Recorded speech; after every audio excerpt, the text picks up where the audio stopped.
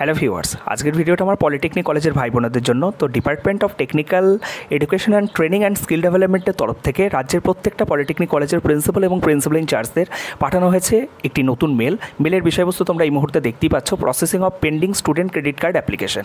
এবং মেলের মেন বিষয়বস্তুতে কী বলা আছে দেখে নেব আমরা এই ভিডিও থেকে। Dear sir ma'am, the department of technical education and training has been informed by the higher education department that several applications for student credit card are pending at the institute's end।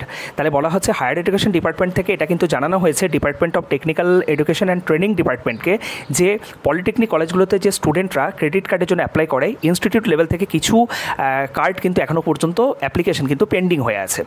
তো কী বলা হচ্ছে দেখে নাও পরে, kindly process those application and forward the eligible ones to the HED মানে head of the education department or defect the ones which are incomplete or incorrect to the applicants without further delay। তাহলে বলা হয়েছে যে সকল ছাত্রছাত্রীরা যোগ্য, যাদের application ঠিক আছে, তাদের অ্যাপ্লিকেশনগুলোকে কিন্তু হেড অফ দ্য যে এডুকেশন ডিপার্টমেন্ট আছে, হেড এডুকেশন ডিপার্টমেন্ট তাদের কাছে ফরওয়ার্ড করতে বলা হচ্ছে এবং যেগুলোর মধ্যে অসঙ্গতি রয়েছে বা ভুল রয়েছে সেগুলো অ্যাপ্লিক্যান্টসদের কাছে ফিরিয়ে দেওয়ার জন্য বলা হচ্ছে।